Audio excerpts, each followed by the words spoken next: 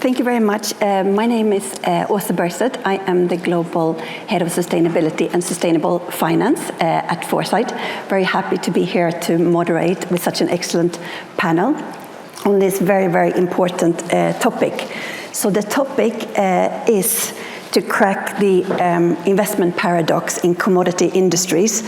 So we're going to explore this by looking at the paradox in investing in essential, critical, climate-critical industries that often have low margins and require significant capital, but are crucial for low-carbon transition to happen in practice. How we're going to do that is that we're going to have a discussion that includes, and you're going to soon hear the expertise of the panel, by looking at energy, but also agriculture and food security, which is facing increased pressure from climate change and evolving market demands. We're going to look at three different key discussion points, which are investment challenges, to understand why capital struggles to flow into industries like energy, agriculture and food securities. And we're going to continue very much the discussion that we've had in previous panels, but to really understand how can this be happening despite the central role in sustainability and resilience. We're going to look at the regulatory role, which has been touched on so many times during the day today, and what role does regulation play in shaping the investment dynamics in this industry. Last but not least, we are then going to try and focus on the solutions, and hopefully that's going to help a lot for the sessions that we have tomorrow, so that we can really put together a good suggestion for the solutions. And so we look at the long-term strategies and how to identify to make these industries, including those related to the food security, more attractive to investors while aligning with the sustainability goals. So we're going to start now by just having a brief introduction of everyone from the panel. Would you like to go first, Jodie? Yeah, hi everyone. My name's Jodie Giles. I'm the Programme Director of the Ofgem Strategic Innovation Fund, which is a £450 million network innovation fund to help networks innovate to be able to deliver net zero on time and to budget. But I run that on behalf of Ofgem, and I work at Innovate UK, so I have a slightly sort of once removed position from the regulator, which is an interesting place to be. Thank you very much. I'm Laura Sands, and I sit on various boards of transmission, long duration storage. So I was very interested in what you were saying about cap and floor and EV charging, but I also chair Green Alliance and the Food Foundation, and I do a lot of work in energy digitalisation. Afternoon, everybody. I'm Andrew Swift, the CEO at Fera, more of which you'll hear about with one or two slides coming up shortly. Great, thank you very much. So, Andrew, if you would like to set the scene with your slides, that would be great. Thank you. I think you need the microphone, or no, you have your... Apparently not. Excellent. If you can... Perfect. So I'm very grateful to Foresight Group for asking me to come back this year and join this panel session. But I'm really strongly motivated by the whole subject of reducing the environmental cost of food production and all that goes with that. So I wanted to help us between the tea and coffee break and the evening stroll in the graveyard shift to remind everybody the purpose of why everything that's being talked about today and tomorrow is so important. If you didn't know Fera, that's what Fera is. It's a huge research and analytical service laboratory based in York, 500 scientists protecting you, what you eat, and the world in which we live. And we're partly owned by DEFRA, but only in a minority sense, so we're actually free to support industry more widely. These are the market factors that pull what Fera does: crop protection, natural capital, sustainable intensification of food production, etc. That's the way we deliver it. The point is, everybody in there cares a lot about reducing the environmental cost of food production, and it comes across in so much of what we do, whether that's for Nestle or whether it's for the Food Standards Agency. And why do we do it? Agriculture is responsible for 90% of global deforestation and 70% of the planet's fresh water use. 10 million hectares of forest gets lost every year. That's the size of Portugal. Earth has entered the sixth mass extinction, so 10,000, not 1,000, 10,000 species are becoming extinct every year. Insect populations have declined by 40% in the last 10 years.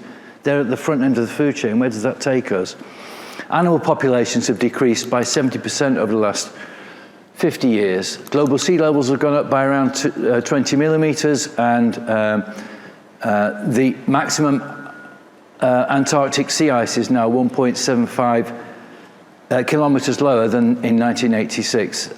Glaciers disappeared in Iceland, and the Great Salt Lake in Utah will dry up without some intervention in the next 5 years. Increasing food production whilst restoring biodiversity is critical. 75% of all the food that the world eats comes from 12 plants and 5 animals. Shocking, isn't it? 60% of all the calories that we eat from plants comes from 3 plants only. The Global Food Security Index has reversed and now forecasts a decline of 4% per year, so that 69% of the world is food insecure. Food poverty has risen to the extent that 3 billion people cannot afford to eat a healthy, nutritious diet. 1 in 10 go to bed hungry every night, and yet obesity worldwide has almost doubled, whilst 1.3 billion tons of food is wasted every year. When you stack all these statistics next to each other, the picture starts to assemble itself. It's quite frightening. Humankind can no longer mortgage the planet's natural resources to fuel its own consumerism. Before long, we won't have enough landmass left on the planet to produce the farm food that we need to feed ourselves with. Many experts think that the Earth has got a maximum carrying capacity of between 9 and 10 billion people. So when will that be? In about 30 years' time. So that's your kids, my kids, and my kids' kids. Somebody was talking earlier about the importance of time. You can draw your own conclusions, and each of us in different sectors of the community can play our parts in different ways to react to these sorts of statistics. But one thing you can't do is ignore them, because they'll come and get you. We're doing lots of things at Fera to try to tackle these sorts of issues, including working with Nestle and putting seaweed into soil to increase crop yields and replace PK and fertilizers, but there's a whole box of other tricks as well. We would argue that over the modern industrial age, the food industry and humankind has enjoyed the benefit of consuming the Earth's natural resources in food production at no financial cost. Investors have enjoyed a free dividend. This environmental cost needs to be priced into food production. It's not going to be popular, but if we don't do it, we will never arrest the decline of replenishable natural resources on the planet. If anybody has read Dieter Helm's book this summer called Legacy, it's writ large in there, and it's a very salient publication. These actions call for radical thinking at every stage of the supply chain and rapid international scale-up and rollout of winning and game-changing innovations in food production. This is a dominant driver for what we do. If we don't do it as a planet, then we will start to eat further into the replenishable natural assets. We've already gone for the non-replenishables. We can't reverse. If we do all of this and we do it well, we'll never reverse 2 degrees. That's gone.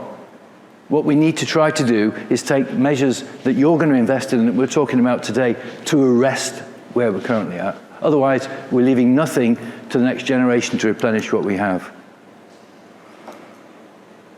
So I'll stop there, having probably alarmed everybody. But thank you for the chance to say it. Thank you, Andrew. Yes, so we're going to continue with a poll. So please go into the poll. You can't see the question and the answers here, but I'll read it out to you. What do you believe is the most significant barrier to attracting investment in climate-critical industries, such as energy, agriculture, and food security? So please go into the poll there.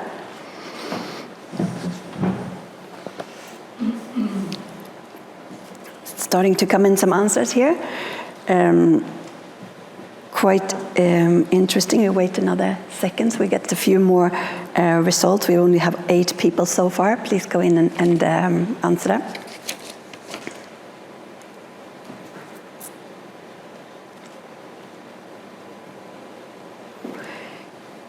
Great. So quite interesting result so far. It might still change, but so the options that we have is, and so far 0%. One of the options is high capital requirements. The significant upfront capital needed differs potential investors, 0% for that. We have also very low on market volatility. Fluctuating market conditions create a risky investment environment, only 17% on the poll for that. We have equal amounts so far on that this is less attractive to investors, and I think we touched on that briefly before. We're going to try and find a solution for that later. And also, again, which we will touch on here as well, is the regulatory uncertainty. Lack of clear regulation and policies hammers investment confidence. Thank you very much for that. So what we're going to do is that we're going to start with a concept of systems thinking and incentives in commodity industries, and how can a system-wide approach better align incentives to drive investment into critical sectors. Jodie, could you please tell us the need for such a system-based approach and related to the incentive schemes, and that we can move beyond the unit-based commodity incentives? Yeah, so I've worked in the energy industry for quite a long time now, and we tend to think of things in quite a siloed way. But I came from a kind of bottom-up perspective of working on community and local energy projects. And what I realised was that that system wasn't really working to deliver what people who pay for the system need from the system. And we've kind of forgotten a little bit about the customers who actually pay for the system. So connections is one of the biggest problems on the networks at the moment, and we heard that earlier. You know, that kind of grid upgrades problem that we're facing is absolutely fundamental. It's phenomenal amounts of investment required. You know, we've got UK government predicting we need to spend 170 billion to 210 billion to achieve our 2050 net zero targets, and we need to triple our operational grid capacity by 2030, and that's monumental amounts of work by humans and by people who invest in the networks that we all depend on fundamentally for everything we do in our everyday lives. So, you know, I always think about what does that mean for the people at the end of the line? What does it mean for the people who want to heat their homes, for the people who want to use electricity to get around in their new shiny EVs? What does it mean for how we change, how we use that system? And how can we make that work for ourselves? Because fundamentally that's about improving our lives. It's about cleaner air, better transport, warmer homes. And you know, the last programme that I worked on before I worked on the Strategic Innovation Fund was about smart local energy systems, which was fundamentally about this systems thinking approach to how you deliver energy to people in a smarter, more place-based way that delivers a whole system value. So you can choose to make your energy system more flexible by connecting lots of interconnectors and building loads of extra capacity and building loads of extra network, but you can also add efficiencies to that by digitizing it and making it more effective for how we actually generate energy now, because we don't now generate dispatchable energy by burning fossil fuels, hopefully. Well, not so much anymore. We've got the wind and we've got the sun, and we need to be using that energy more when it's actually generated. And so that programme was a £100 million investment. We worked with communities and regions all over the country, and we worked out that for a third of the investment, we could deliver double the energy savings and double the social benefits. And those social benefits are some of the things I talked about earlier about actually fundamentally improving our quality of life. So this isn't just an investment opportunity, it's an opportunity to make life better for future generations. And for us all to be able to turn around who are part of that in this room in a few years' time to our children and grandchildren and go, yeah, I was part of that and I made it happen, and I played my part by showing that leadership that needs to happen for us to actually achieve this kind of monumental shift that I've talked about. Because this is a really quite frightening challenge, but humans have done it before and we can do it again. Thank you, Jodie. I think it's really important to look at the system thinking And just so that we're all on the same page, so system thinking, it's a concept that I think we're just going to hear more about. I saw on the train here this morning that, for example, Ellen MacArthur Foundation gave out a paper, and they're referring to a book there about system thinking and related to circular economy. It's also something that we see regulators talking a lot more about. So the tricky thing here is, or at least for me, is that system thinking, that could mean that basically it means that you are analyzing a complex phenomena and involve multiple interactions, and you have a feedback loop to see if certain things needs to be improved. However, what you technically can do is that you can look, for example, at the energy industry, you can literally just look at electricity without how that is connected to heat and transport. It's still meaning that you're looking at lots of different stakeholders. However, what I think you're describing, and what I would love to have a follow-up question with you is that it's also, in systems thinking, it's called something whole systems thinking. So if we would translate that into the energy sector, what that would mean in practice is that you take electricity, heat, transport, and look at them independently, how they are linked. You also look at how they're distributed. Is it local, is it regional, national, and international networks, together with how flexible are they? Are they on demand or service driven? And are they smart, so that you can have dynamic and automatically controlled? Where would you say that we are there in terms of doing whole system thinking, so that we are not just talking about the energy sector and separating and talking about electricity and having a separate discussion about heat or transport, for example? Yeah, I mean, the government, I was talking to Chris Stark last week about mission control and his plans, and he described the government as like Balkan states, and that filters down into every element of our energy system, because our energy system is fundamentally politicised.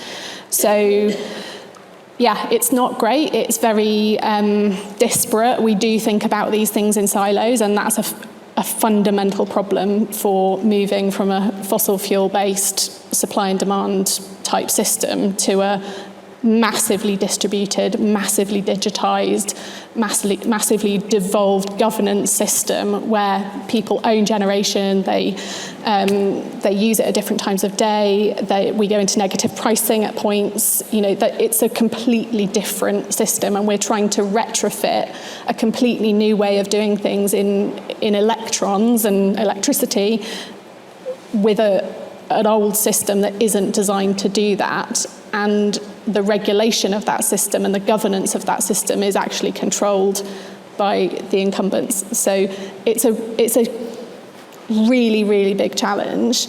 And it's not just a challenge in government, you know, that filters down into Ofgem, it filters down into my own organisation in Innovate UK, where we have like a heat team and we have a commercialisation team, and, you know, we very, very rarely get time to actually talk to each other because we're all so busy working away on our own problems. And it's only by getting in rooms like this where you start to kind of listen and unpick and understand where those barriers can be moved and how we can move them. And that's just about humans talking to each other and trying to learn together and understand how we overcome those barriers. And so the way that Chris Stark's dealing with that is he's got his advisors, he's got his like war room, and he's getting those people into that war room every week to unpick some of the things we've talked about, like planning and consenting barriers, like barriers to connection queues, all of those problems that we're facing on our energy system. How can we turn those into opportunities to deliver a better society? Great, thank you so much. And we can all, of course, learn from other industries. So, Andrew, could you please share your insights on the current inefficiency or efficiency in food systems and how the incentives, perhaps it could be better aligned with sustainability? Well, thank you, yeah. In an analogous manner to the way you described the energy system, if you start to think about the whole food system, which people are increasingly doing, I think, then you can see along that value chain opportunities as well as inefficiencies. So I look at that as being there's a chance to take out inefficiencies, and there are plenty of them across that chain, as well as opportunities to improve nature recovery in the way that food is produced at nearly every part of that chain. And the chain begins with the soil microbiome. There are more bacteria under the first centimetre of soil than there are stars in the universe. Those bacteria are doing things. The ways in which we've stimulated crop production and pest control in the past have been pretty brutal.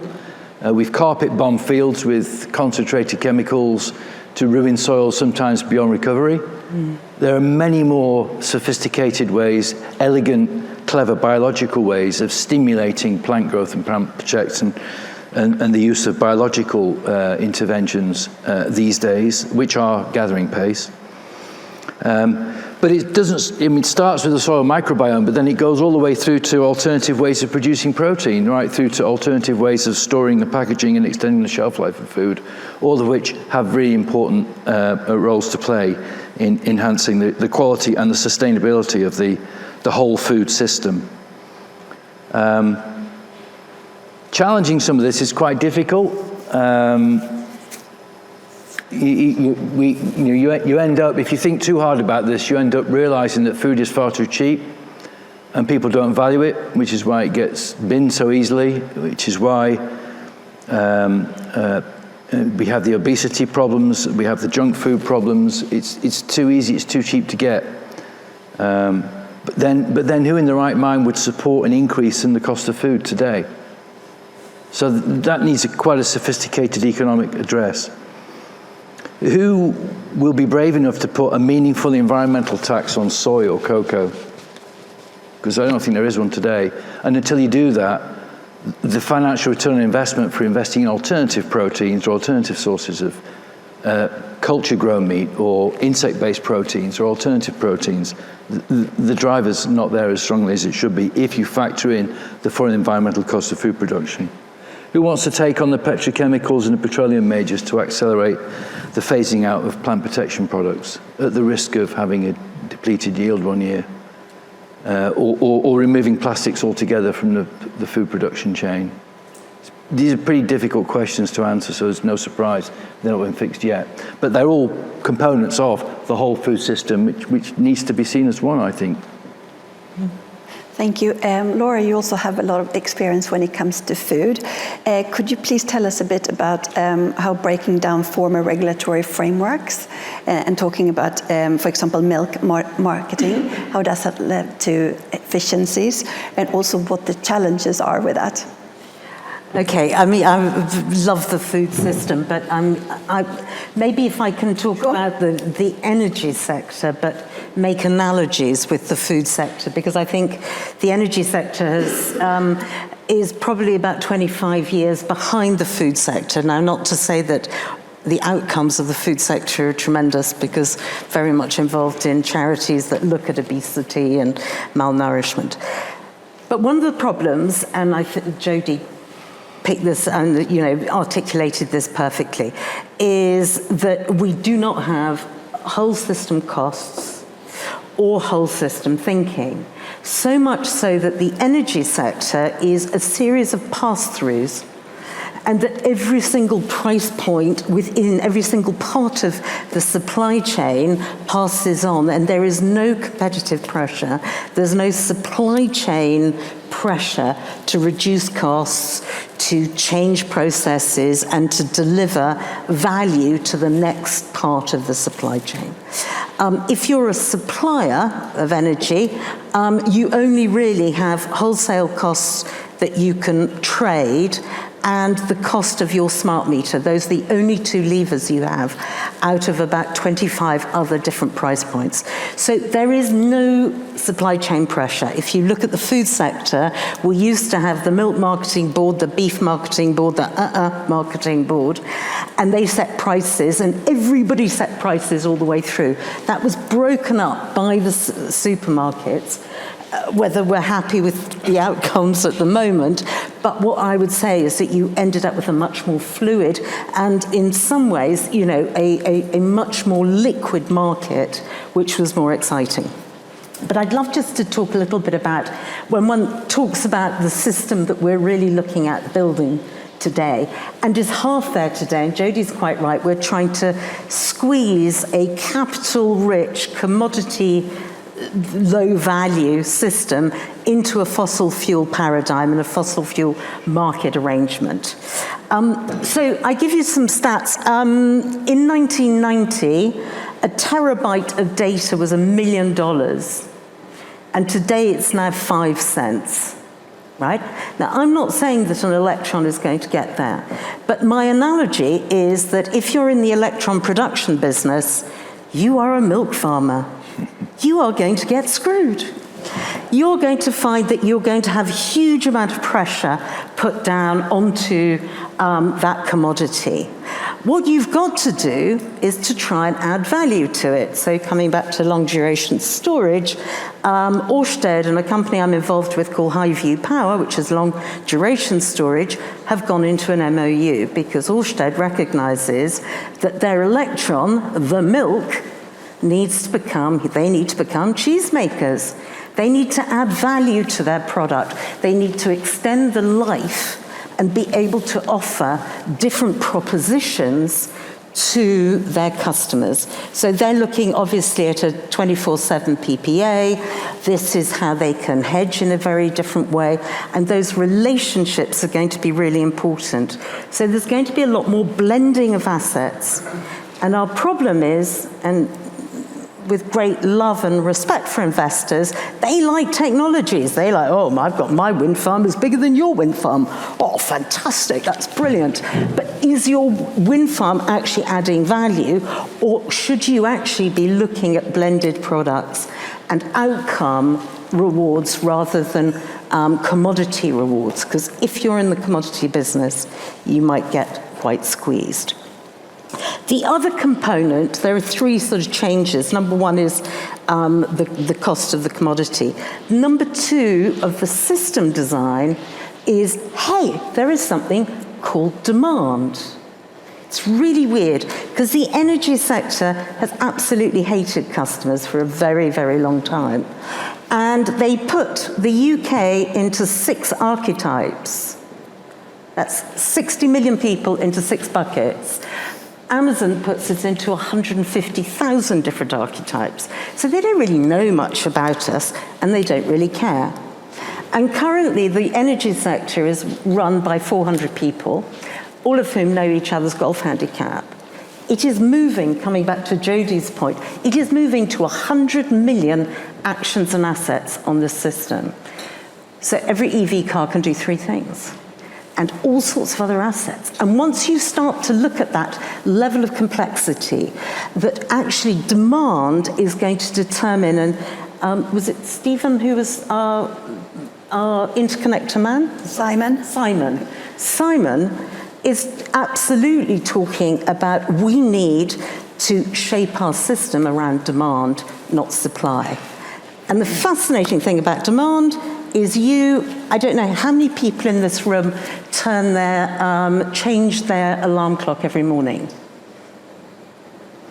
You do, right. Okay, so it's normally about 20% of people. That's fantastic. In many ways, we are incredibly boring. No, the public are very, very boring. We do the same thing every day. We have total routine. Have you heard about the weather? You see, it doesn't take regulation or follow price points. It's really, really interesting. And we have got this whole system that is designed around weather patterns and the investment that we put into understanding the weather. It's amazing. It's totally uncontrollable. We are actually quite biddable, but there is very little investment in what I would call demand-facing products, services, propositions. And that's where the value is going to lie. It's a little bit like what happened with the mobile phone sector when we moved from IBM mainframes to PC mobile phone-driven systems.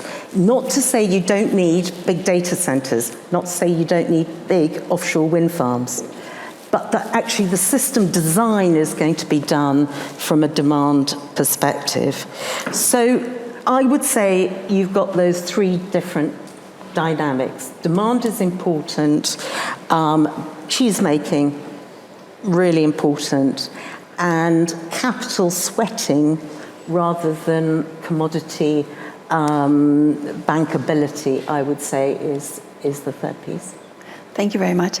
So if we start looking at transitioning from just a cost-based to a value-based model, Jodie, what is your experience from the customer angle? Because of course this is hugely important, and we have been talking about we have to have a multi-stakeholder approach, and when we look at local government versus national, the decisions about local, regional is very much taken at that level. So what's your experience on the community level from a customer angle?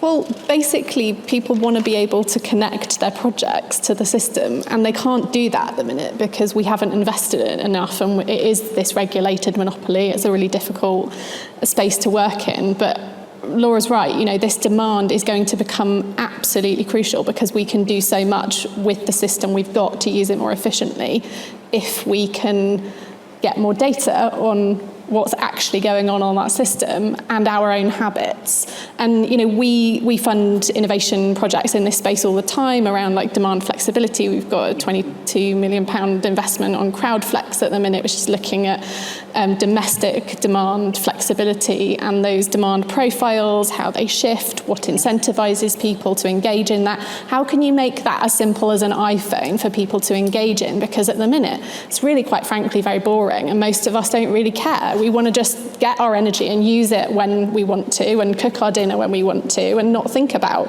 when our car charges. And that's for us because we're, the privileged in this room who can afford those things. But what does that mean for everyone else on the system, and how can we make sure that that system is fair, fairly governed, it's democratic, and it delivers not just for the wealthy and the few, but for everyone who pays for that system?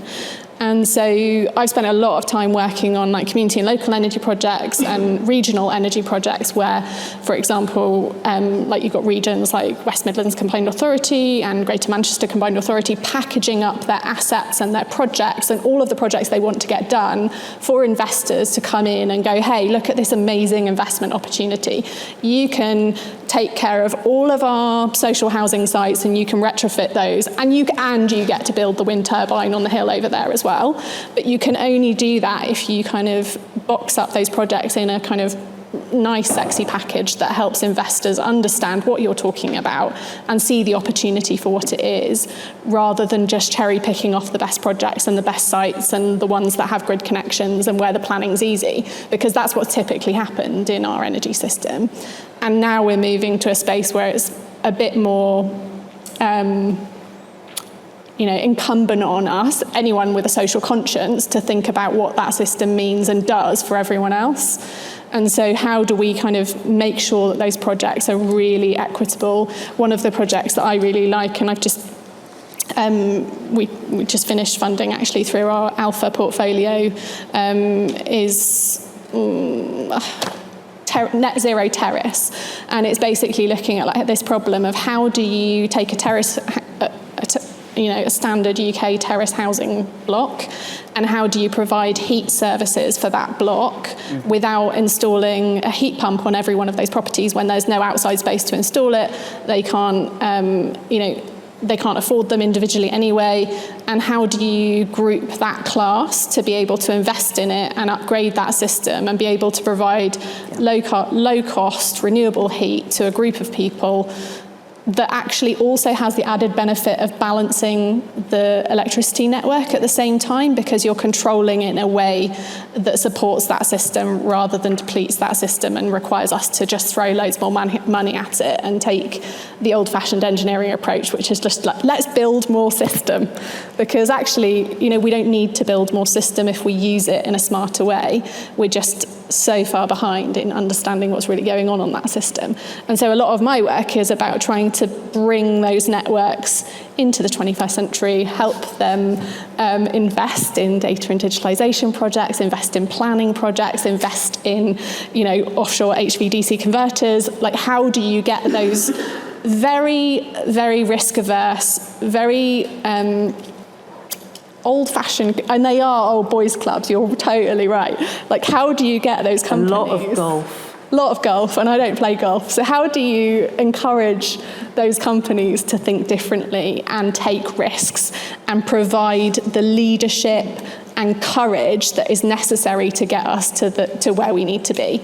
And that's all of us, that's for all of us, on all of us. And I hear the kind of regulatory and the leadership question fired at government a lot. And I always think, what are we doing? What am I doing? How do I solve this? What can I do? What's within my gift and what's within your gift to help solve this? Because, I've spent a lot of time working with government, and there are some brilliant civil servants in there, but there's also a lot of very young, inexperienced people who are being led around by the networks to continue taking their, 26% returns on a monopoly regulated industry. I'm going to let you answer that, Laura, but I'm going to add something to the question, if that's okay. So how do you think that we can move towards a long-term value rather than just looking at short-term financials? And I'd love to hear, now building over to the connection with regulation and social innovation. You did mention earlier and yesterday when we spoke as well about the importance of understanding technology and that it needs to be a blended approach. Was going to say, so how do we ensure that innovation is scalable and not just focused on novelty through regulatory change? Yes. I think there's something quite interesting, and I know investors want regulatory certainty, but we're in a dynamic market, and actually I think investors should lead regulatory change rather than just invest in what's there today. Now, I know that maybe puts a bit of cost of capital up, but if we end up in ASPIC, so we got the Rio framework for the networks, and it's been there for 20 years, and to be frank, 20 years, and to be frank, it's not really fit for purpose. But you've got such agency to help design new regulatory models, and they will have to be more dynamic. I think that there is also, a lot of the mechanisms exist today that can actually help unlock stuff. So, for example, if I'm Ørsted and I'm building an offshore wind farm, or if I'm retrofitting my house with a heat pump, actually it is the same investment challenge for me as an individual and a big company like that. So I spoke to the low carbon contracts company who designed CFDs, and I said, can you create a distributed CFD model, right? Small, obviously large ticket item, but for distributed assets. They said, we can design a CFD around more or less anything. Then I went to one of the big pension funds and I said, would you invest against a CFD for, let's say, 300,000 heat pumps? And they said, absolutely, if we've got a CFD, that's no problem at all. And so they actually said that a lot of them had invested in smart meters, again, a distributed asset class. So I think we've got to start to understand that while you might want your wind farm to be bigger than the other person's, actually a lot of these distributed markets, distributed asset classes, if they're given the same length of period, and if demand and supply are equal in the system, why is my demand, my heat pump, not given equivalent mechanisms? That gives you your long-term certainty in your 15 years, and it evens out the cost to me to retrofit my house. So I think that's really important. Just one very quick point I wanted to pick up on what Jodie was saying, is this digitalization is really important in this flexibility. By 2035, the energy system operator is saying that the number of EVs on the system will be the equivalent to 3 nuclear power stations. Right? So either we have to build, this is your point about it's not all about building. Either we have to build 3 nuclear power stations, or we have to make sure that all our systems are smart, flexible, and designed around optimization. And that's a totally different model in these guys' heads, because it's all linear. I supply more than you, sort of feel. Thank you very much. Sorry. Andrew, what's your view in terms of regulation and what is really needed to make this effective? Thank you very much for asking. I have an interesting view here. And I'll speak for the food and the environment in this response. But I think we all need to keep front and center of our minds that regulators do have a duty to keep us safe and keep our environment safe. We must never forget that. The UK is the safest place in the world to eat food. There are 1,000 hospitalizations a month in the US for foodborne illnesses and over 1,000 deaths per year. So we're quite lucky here. It's done well by the FSA.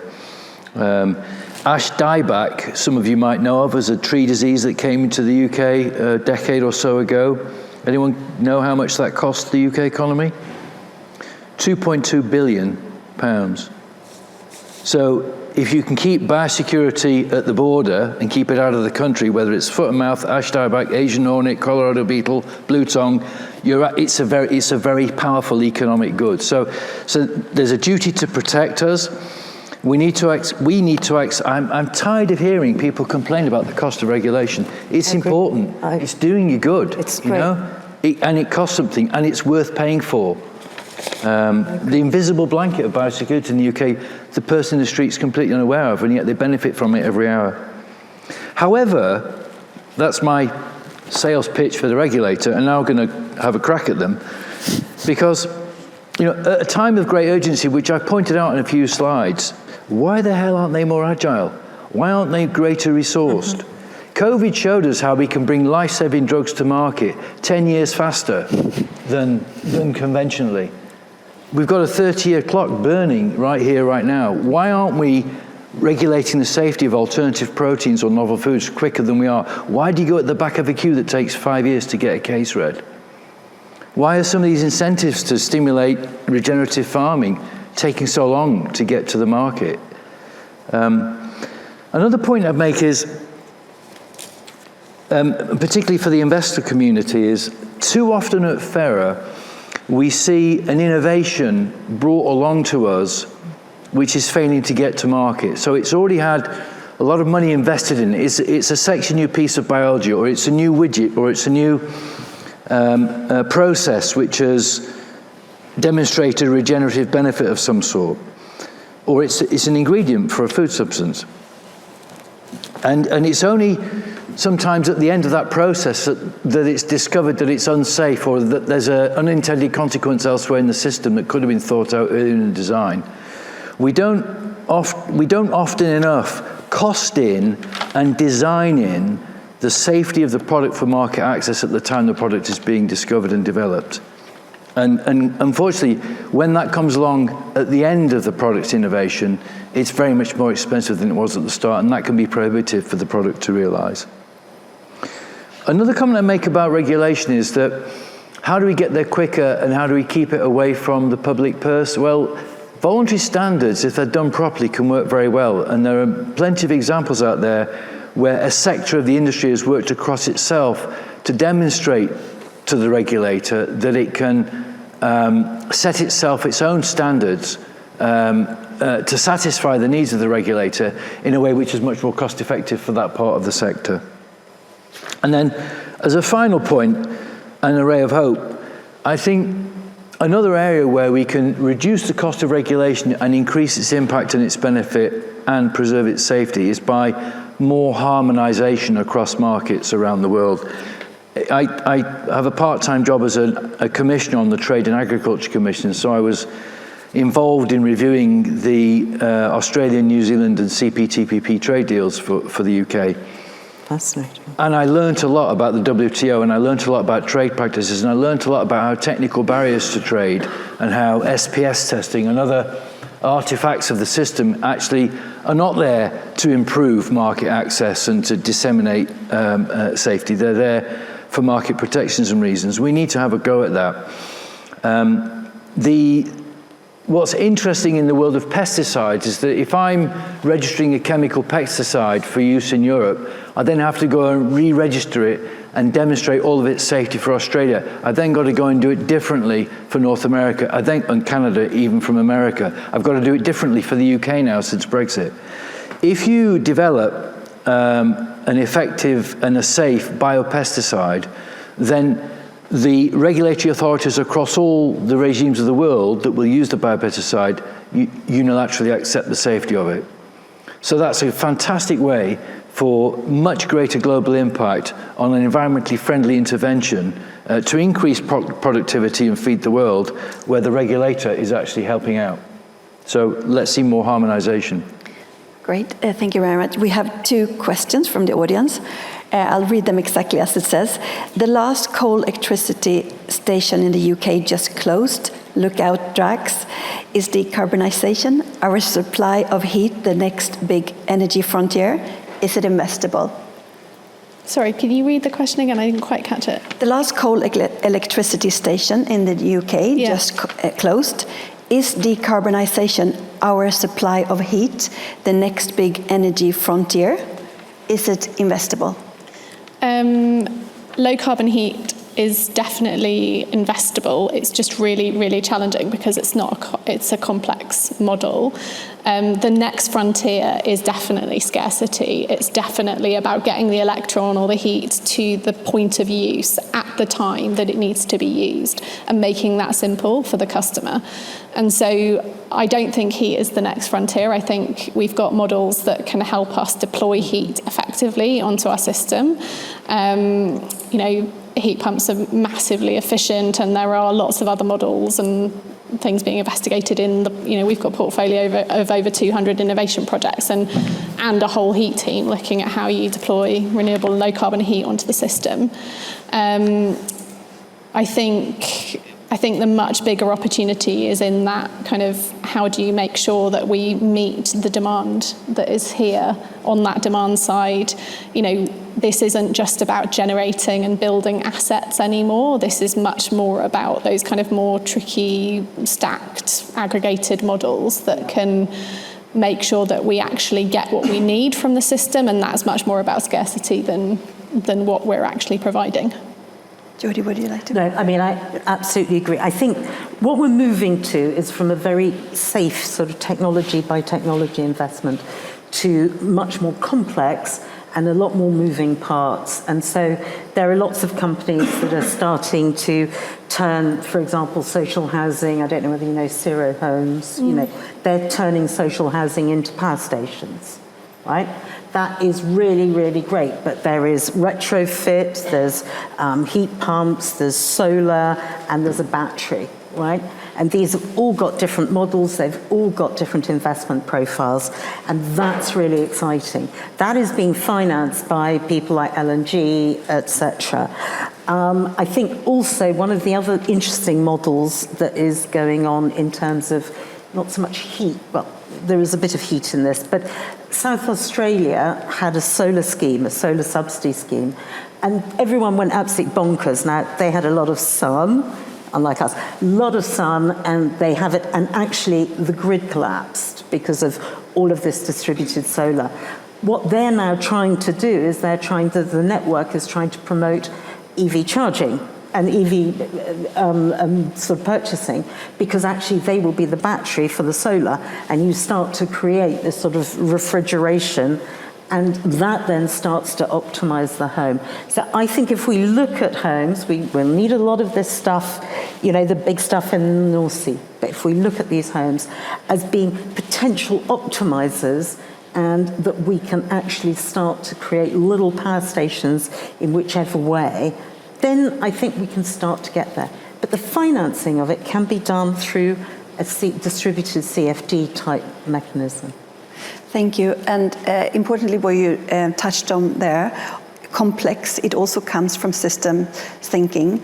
And so we distinguish between complex and complicated. So complex meaning that we don't have the full answer for something. Complicated meaning that we do have an answer, but it's a bit of a challenge. So again, it goes back to the system thinking. Okay, I would say it was complicated rather than then complex. Exactly, but they're both included. I don't know how many people in this room invest in real estate as well, because this is actually more about properties in a strange way than energy. We have actually got a question for you, to Jodie, related to that. Could individual projects be backed, sliced into tranches, and sold to underlying investors, rather like mortgage-backed securities have been?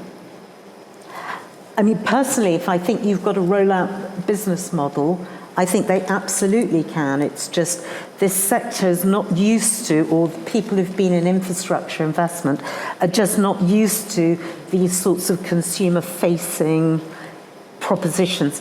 And I suppose you would put in a bit of risk because your counterparty, if your counterparty is social housing, then I think it's pretty safe. If what you're talking about is individuals through that sort of thing, then I suppose that it's higher. But again, that can be backed by insurance, or even the banks, I would have thought they're looking at green mortgages and sort of underpinning green investments, and they would be able to be in some ways more of a surety. So I think it's exciting. Absolutely. So we're slightly running out of time, but one last question for each one of you.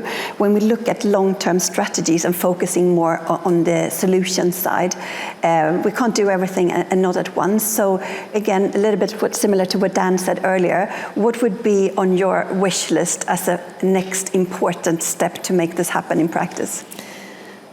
I mean, I spend a lot of time funding innovations that I think we've seen before, and there's a lot of repetition, going back to Andrew's point, and I think the deployment, that journey through from like a new idea and an entrepreneurial idea in a regulated environment through to actually deploying that at scale and for it to become business as usual for an energy network is a bit broken.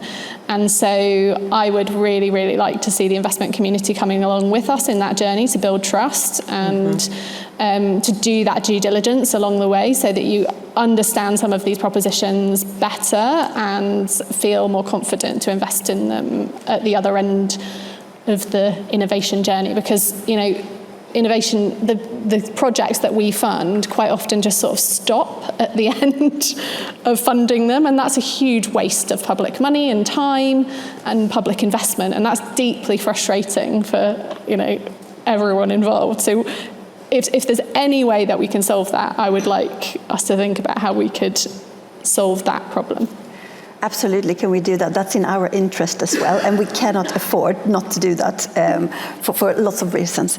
Yes, could I have your answer, Laura? My thing would be that actually the energy sector needs to recruit from outside the energy sector. So this journey, this transition where you end up with more sort of distributed assets and there are more moving parts.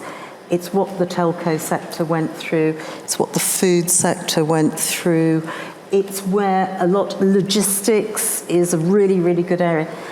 And the engineers in the energy sector and maybe the financiers as well in the energy sector feel, oh, energy is totally different from anything else.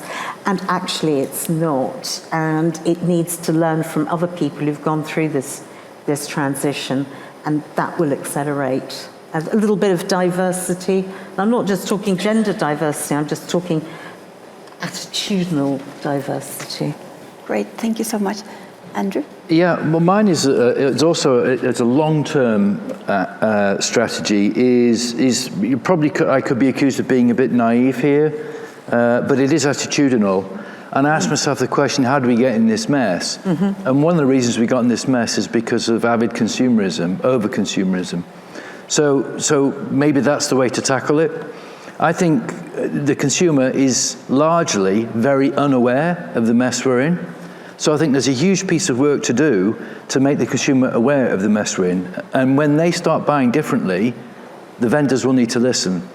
But when I say the consumer, am I talking about me and you? No, I'm not. If any of you have got teenage children, you'll realize that they're the consumer of the future, and you need to land this message on them, because that's the buying power that will influence the Nestle's, the Unilevers, and the ADMs of the next generation who can make the change within the 30-year span.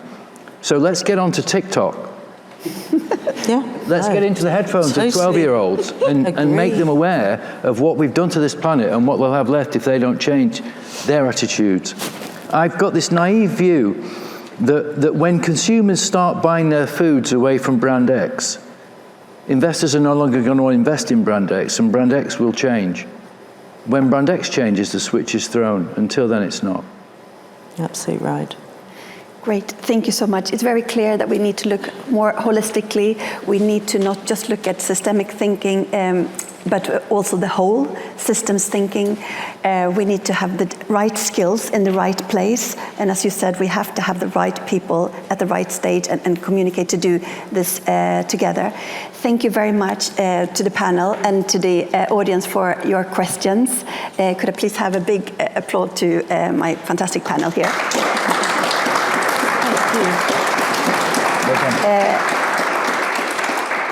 Thank you. And we are now going to head out for a tour of the Outer Eden before we do the networking and dinner.